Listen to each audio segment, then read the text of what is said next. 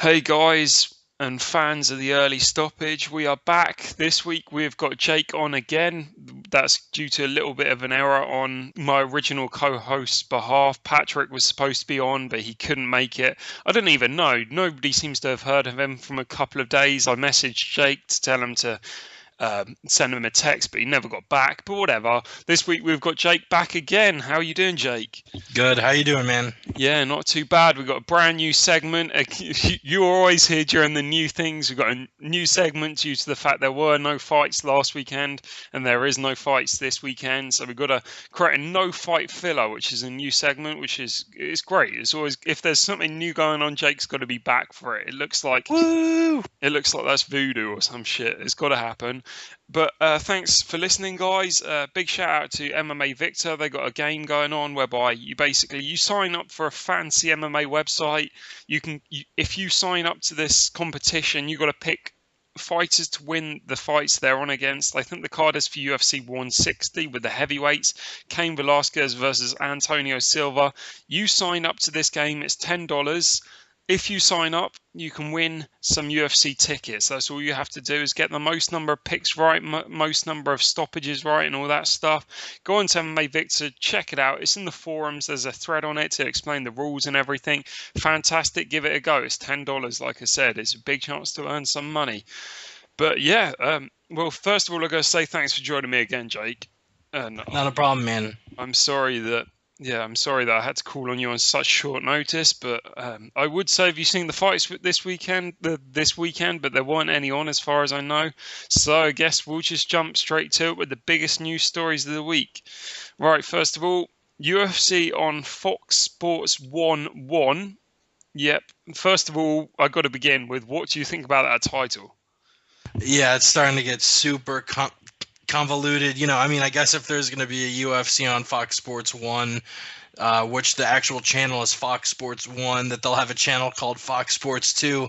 So down the road, we're going to have like UFC on Fox Sports 1/6 and UFC on Fox Sports 2/3. This is I don't know what they're gonna do, but and with the Fox and FX cards, they haven't been officially numbering them. They've just been saying UFC on Fox, Henderson versus Melendez. So maybe they're gonna do it like that. But yeah, this is getting pretty ridiculous. How many Fox Sports do you have over there? We have 0. Fox Sports channel is brand new. As far as I'm aware, it hasn't dropped. I haven't seen it yet. But the Fox Sports channel lineup is coming at some point in the near future, I guess. How many are you predicting? Like 2 or 3? I assume they'll start off with like 2. I would say 1, but the fact it's going to be called Fox Sports 1, you assume there's going to be a second one at least. But yeah, Fox is definitely expanding at a pretty fast rate. Yeah, that's pretty crazy. I mean, UFC on Fox Sports 2-1 is going to be the most confusing by far if there's going to be a second one. But I guess we should get into the fights that's been rumored or announced for that event. Yeah, I'm looking now. Fox Sports 1 channel is going to launch August 17th, 2013. So literally it's looking like they might debut with this UFC card. Yes, and what a way to do it with Chael Sonnen versus Wanderlei Silva. What are you thinking about what are your early thoughts on that fight? Chael calling out guys like John Jones and Anderson Silva, he knows he's overmatched. For once he's calling out somebody who stylistically Chael's a nightmare for Vanderlei. Vanderlei, sorry. He doesn't have very good takedown defense. Chael has the ability to just take him down and smother him for 15 minutes. Chael isn't going to stand and bang with him. He's going to take him down and win an easy, unanimous judges nod. It's not even really a question in my eyes how the fight goes. See, I was thinking the exact same thing as well, but I can never, not in my history anyway, of ever watching at least live fights, I've never seen Wanderlei Silva on his back just getting lied on. I mean, I heard it might have happened in a few of the Sakuraba fights. That's what I heard anyway. In the Michael Bisping fight, I think a little bit. No, Bisping, if you remember that fight, it was 29-28, and the one time Bisping did get a takedown, Varnley almost had him out with a guillotine choke at the end of round 2. I really can't remember that being a lay and pray fight. Yeah, I haven't seen that fight in so long. It's kind of fuzzy. Yeah, it rings a bell with me. But if you're so confident, I did originally see it as an easy win for Chael Sonnen. I just can't seem to remember a fight where Varnley was literally laid on. But the second fight is fireworks all the way. It is Matt Brown versus Thiago Alves. How can you not like this fight? Yeah, that's a dynamite fight. Brown's really shown his worth. He was a big underdog against Jordan Meehan, and just showed he plops people on their ass, drags them in deep waters, and grinds them out. Against Thiago Alves, I really don't know which way to land. You have guys whose sort of career trajectories are going in opposite ways. Brown's reaching these new heights he's never been in his career, and Thiago Alves sort of has been in the top 10 a lot of his career, and now he's had somewhat of a falling from grace. I mean, that is literally it. You got a guy who is 5-0 with possibly the biggest name wins of his career versus Thiago Alves, who is 4-for-6 in his last fights. Could you see a debate if Alves loses? Do you reckon he might get on the chopping block, being 5-7 with his only wins against Papi Abedi and? You mean being 2-5? Yeah, 2-5. That's. I guess y'all might do it a little differently over in the UK, but looking at the guys he's lost to, all quality guys. This whole streak started with losses to the number 1 and number 2 guys at the welterweight division at the time in GSP and Fitch. Losing to Rick Story and Martin Kamen. I mean, the loss to Rick Story proves Story is a pretty good wrestler, but he's not the best wrestler in the welterweight class. I think Brown's a better wrestler. So if Story was able to grind him out, unless Thiago has, picked up a bunch of stuff from ATT between now and then, in the last, I guess, 2 years. I think it'll be close, but he probably does get cut just because it seems like the UFC's really been making a point to be aggressive in cuts and cut guys who are just sort of lingering, like a Chick Congo, like a John Fitch.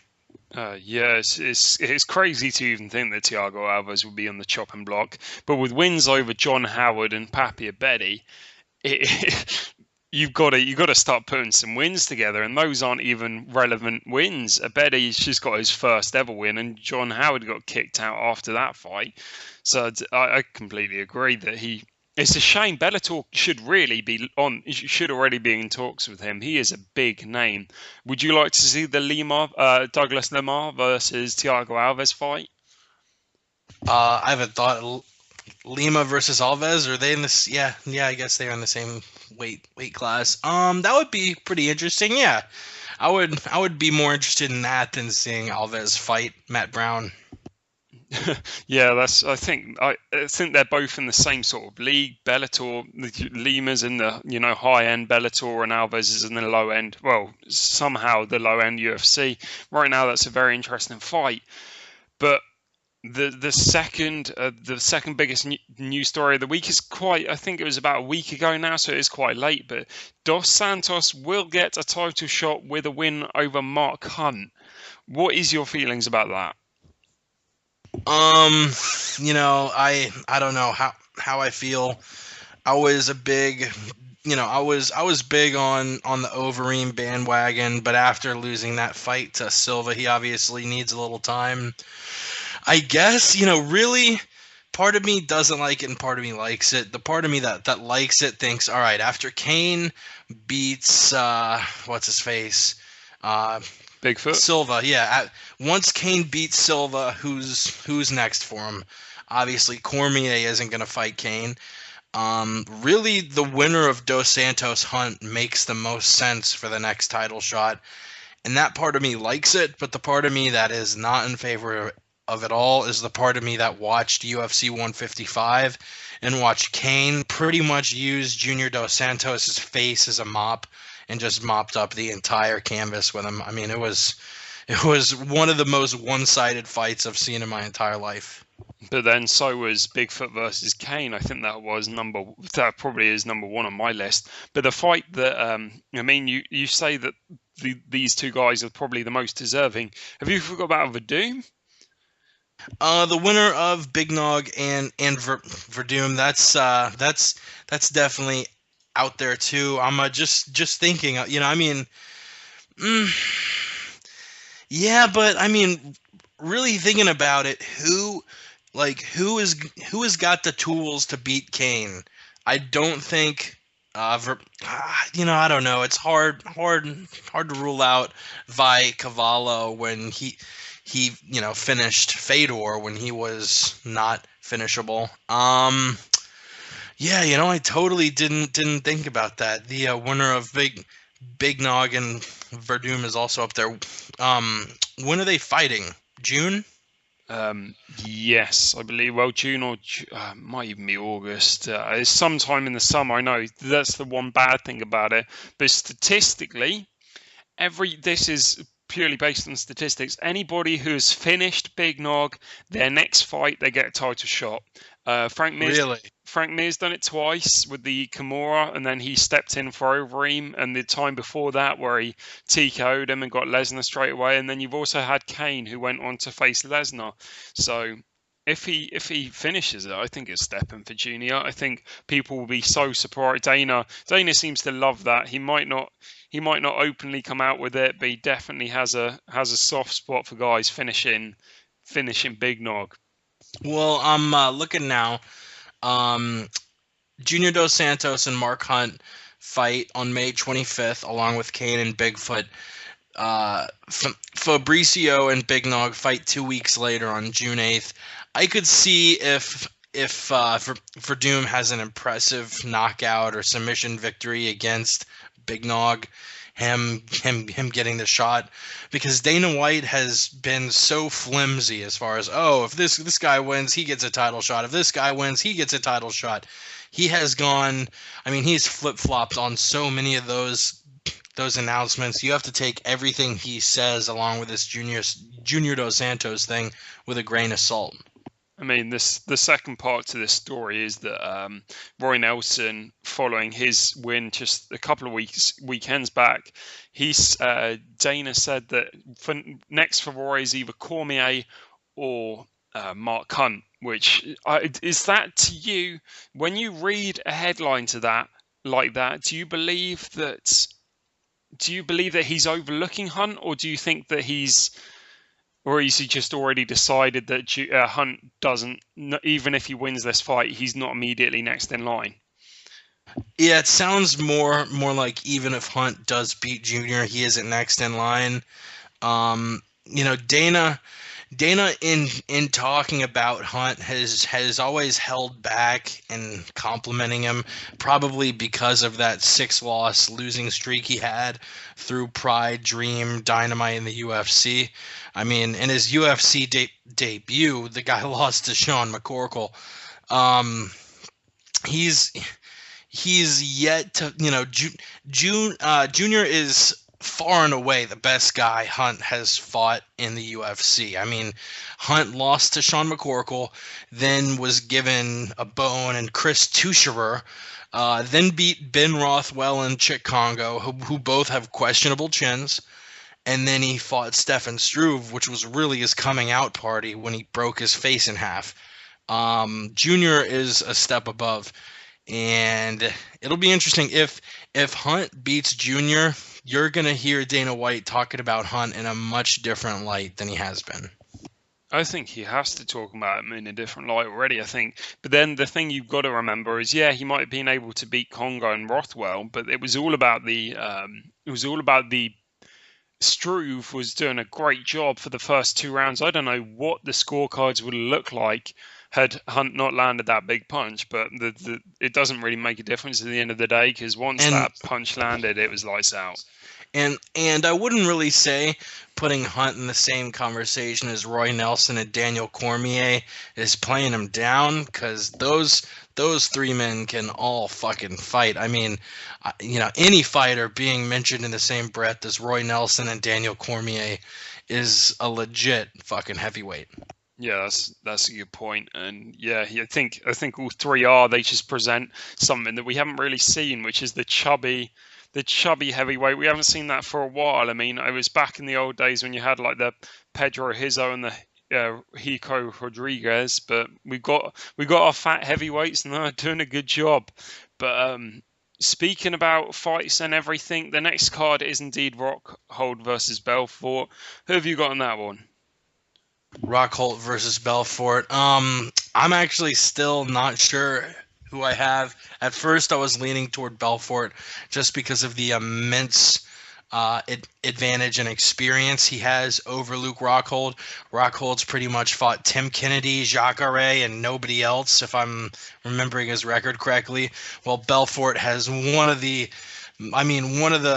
most difficult lists of opponents in MMA history. The guy's fought everybody from, he's fought John Jones, Anderson Silva, a slew of guys in Pride, a slew of guys in the UFC.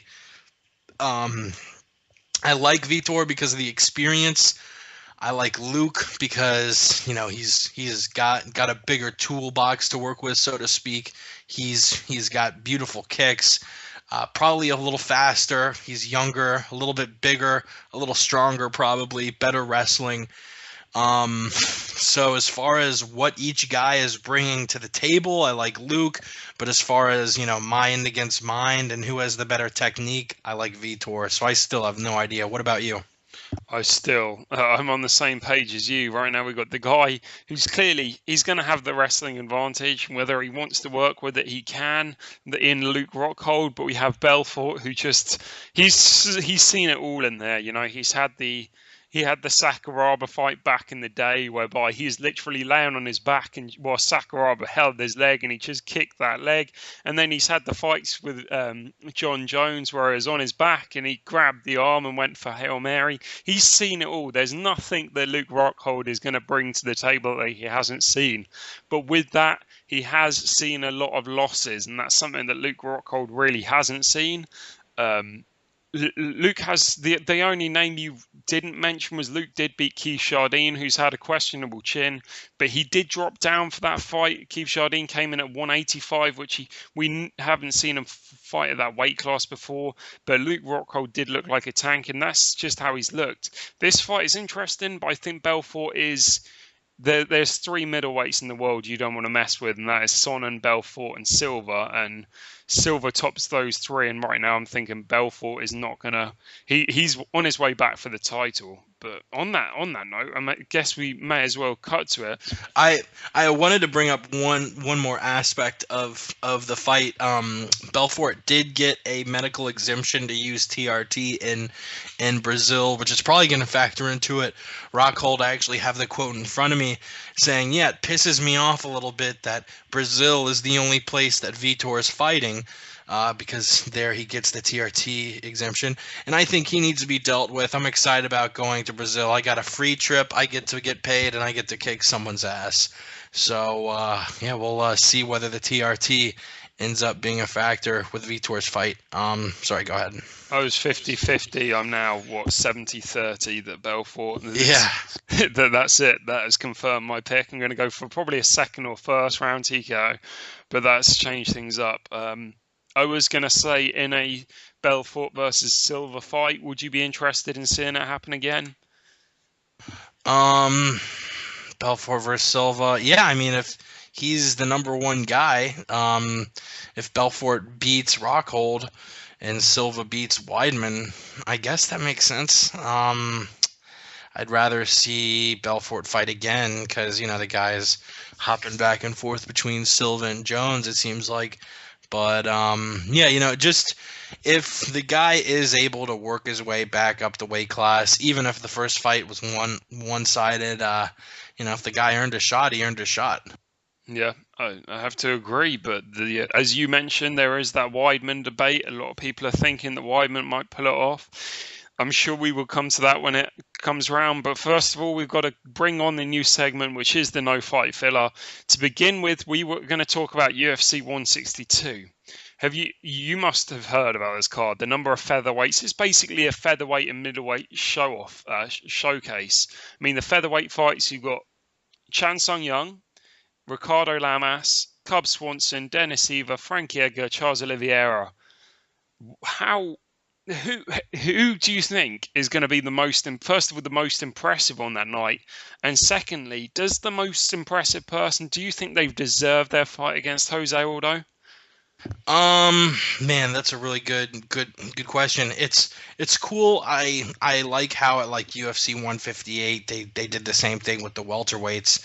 I like they're doing that because it makes sense because, after the card's over and you have a few winners and you have a few losers, the title picture is a lot clearer.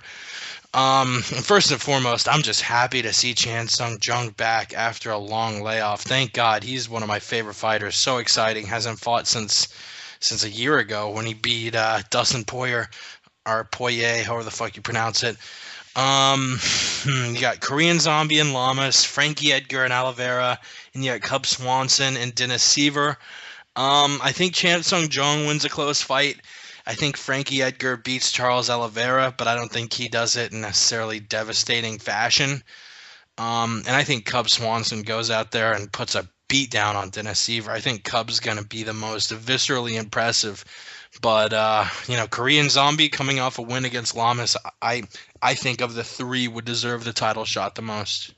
Yeah, I think the three winners, they're always going to be the impressive ones. I mean, Korean Zombie has got the challenge. The challenge is now in front of him, and that's a wrestler. We haven't really seen him have to deal with somebody who's wrestling before. I mean, he out-wrestled Leonard Garcia in their first fight, but that means nothing.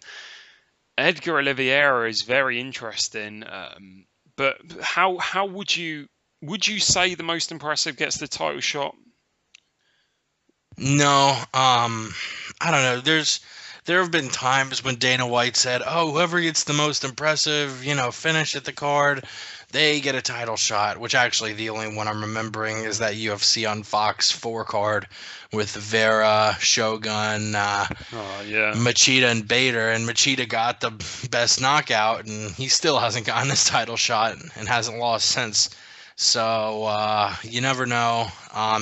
Is that what Dana said, that the most impressive finish gets a title shot? He hasn't said anything, which is what confuses me completely. I don't know how he feels. I mean, it seems like it's become very WWE. It looks like you even have got the potential that Dana's going to come out and say, beat the clock sprint. Whoever gets the quickest knockout, that's the time to beat. I don't know why he's rearranged this card in that fashion, but it seems.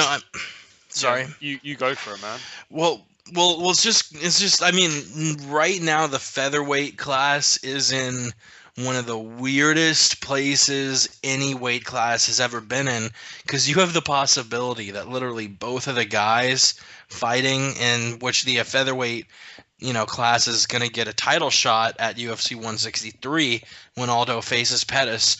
There's the possibility that neither guy stays at featherweight after. I mean, if Aldo wins, he's saying he's going to move up. If Pettis wins or loses, he could move back up. I mean, he's been in the news recently saying his natural weight is 155 and he could beat anybody there. So it sounds like he really wants to get back to 155, win or lose. Aldo's been talking about that for a while. If he wins, he's probably going to move up. You have Renan Barão, who, if Aldo vacates the featherweight class, might come up from the bantamweight class. So, I mean, there is so many different combinations of things that could happen next. I mean, we could see Aldo versus Korean Zombie next. We could see Pettis versus Edgar next. We could see Barão versus the Korean Zombie next. Barão versus Lamas. There's so much that could go down, and it's kind of all hinges upon what Aldo and Pettis decide. A, who wins that fight, and B, what either guy wants to do afterwards. I'm just hoping that fight goes down. That is by far one of the most interesting stylistical matchups you could make, especially in that's a super fight. I know that we were treated to the super fight in Edgar versus Aldo, but this is another one. Like, Aldo is, I don't care how much it slows down the division. These are the fights that I want to see. Are you excited for it? Oh, for sure, man. It's gonna be fantastic. It's gonna be off. It really is gonna be a crazy fight. You've got two guys who just seem to do whatever they want in that cage, and I can't wait to see it. As for I guess the last thing we've got to mention is Edgar is fighting Oliveira, as we have mentioned. Do you think they're going to rebuild him like they did to Chad Mendes, or how do you see it playing out? Were they going to give him a super fight if he wins? Somebody like Uriah Faber. What do you think? What was the question again? Sorry, I was actually voting on whose photo is my favorite, and the recreate a photo, time to vote TK edition, and I voted for Spider Silva. You're gonna have to make me link that on YouTube now. So for sure. Right, Spider Silva wins for sure. And both of us actually have an entry there if you want to check it out. Yeah. Jay and I.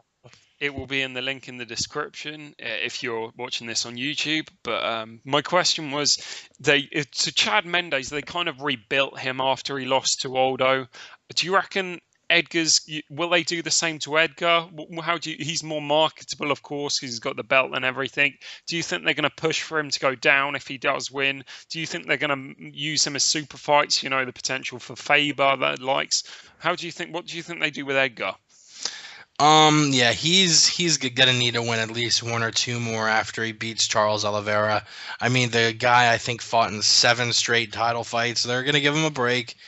And slow. The last thing they want to do is rush it, but he'll definitely be back in the title picture somewhere within maybe not the end of the year, but by early 2014.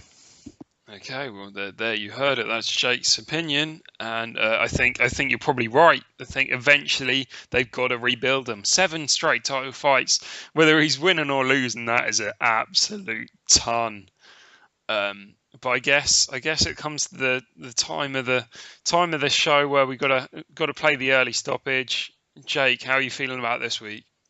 All right, so just so the rules are clear, I can't say yes or any variation. Yeah, I can't say no or any variation. Yeah, basically, for the guys who haven't heard this before, the early stoppage game show, me and my guest this week is Jake. We'll talk about a specific MMA related subject, and the aim is that you can't say yes, no, or a predetermined word. As soon as the word is said, that person loses. For example, the topic could be describe what a knockout is, and you can't say the word concussion, yes or no. And of course, you can't use variations of the word, such as yeah, nah, nope, that sort of thing. Have you had a chance to catch any of the other episodes?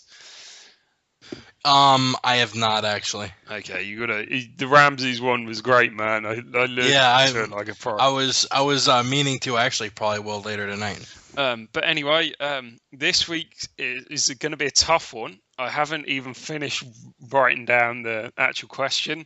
But do you like the current format in MMA with elbows? You've got the 5 minute 5 rounds.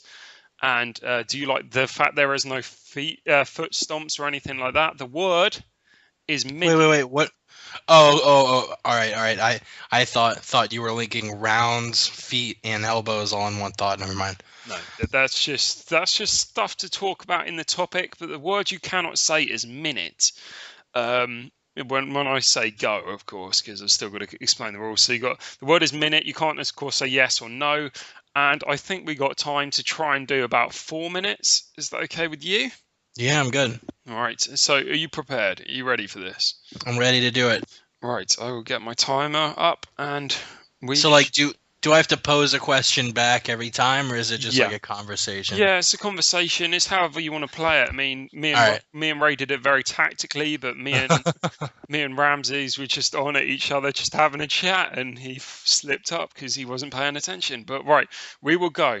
So I mean, the situation we've got at the moment is you're allowed elbows. You're not allowed to foot stomp or anything like that. How do you feel about this? Do you like the current format?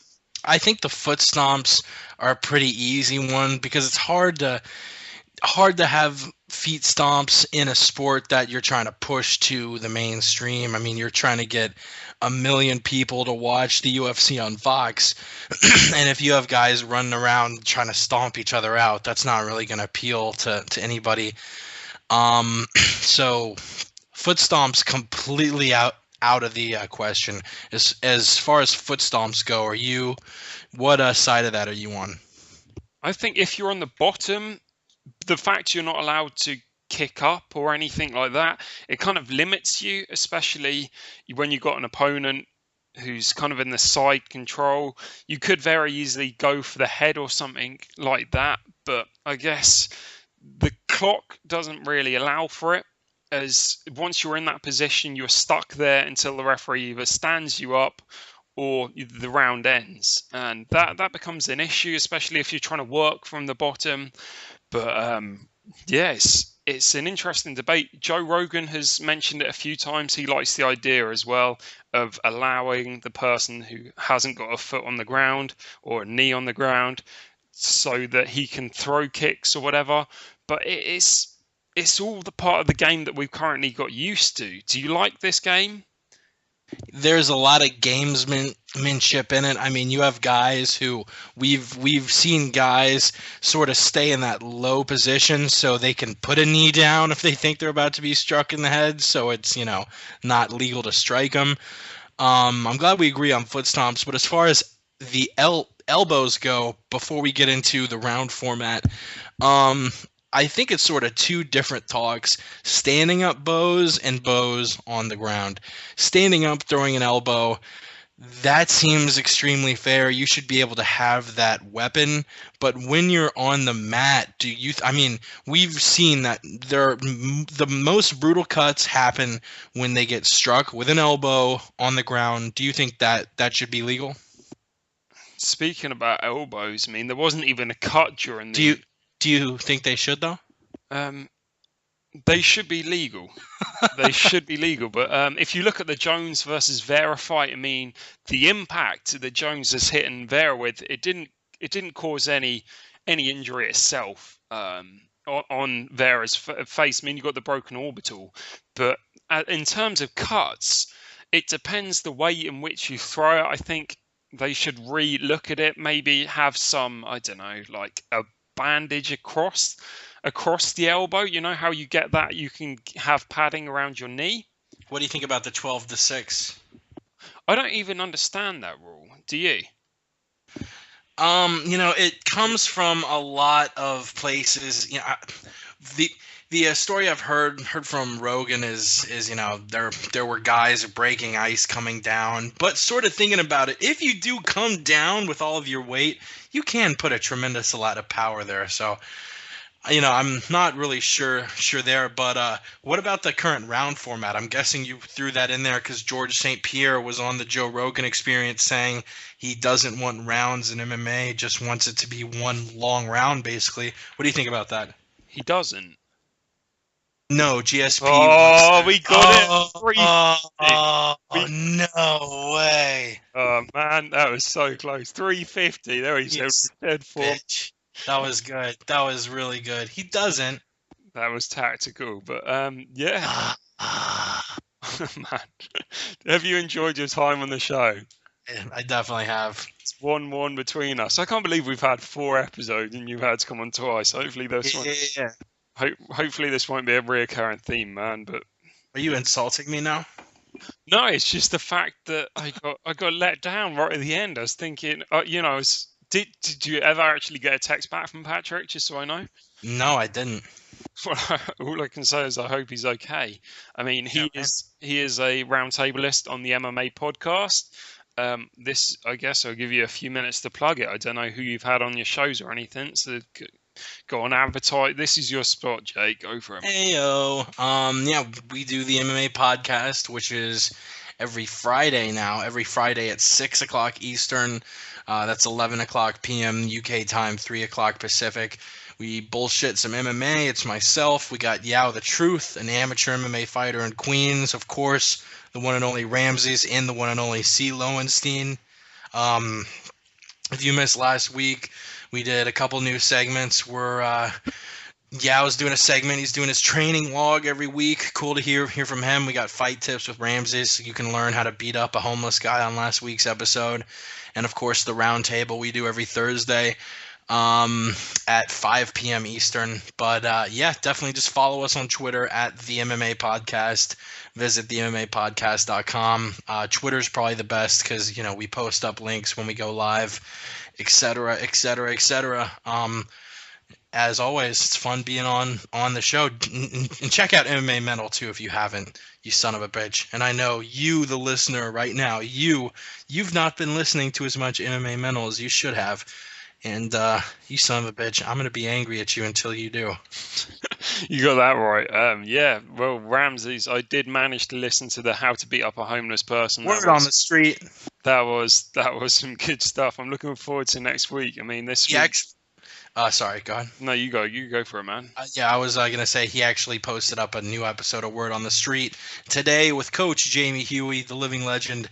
It's really cool. We have Jamie Huey, a part of Chael Sonnen's camp, on the show regularly. We, we have the MMA podcast, which we just bullshit. The MMA roundtable, we all come together, do our thing. MMA Mental, he gets 20 interviews a week. Word on the Street podcast, which is basically, the Chael Sonnen podcast. I think we're going to be getting him on in the near future sometime. But yeah, it's been a fun journey. Well, yeah, everybody who has been mentioned. I mean, Patrick, who's been the letdown this week. Jake, Ramsey's the Word on the Street. And every guy has been mentioned. MMA Mental himself, Ray Thompson. They're all on the MMA podcast roundtable on Thursdays. So, yeah, just make sure you follow at the MMA podcast on Twitter. And, yeah, you can enjoy it. But thank you very much for your time, Jake. Really appreciate you coming on. Not a problem, man. And next week I would give you a preview of the guests, but again, I have absolutely no idea. Maybe we can get Patrick, but if not, we might be getting a guy called Michael Holland on. So that should be fun. But yeah, guys, thanks for listening, and hopefully we'll see you all next week.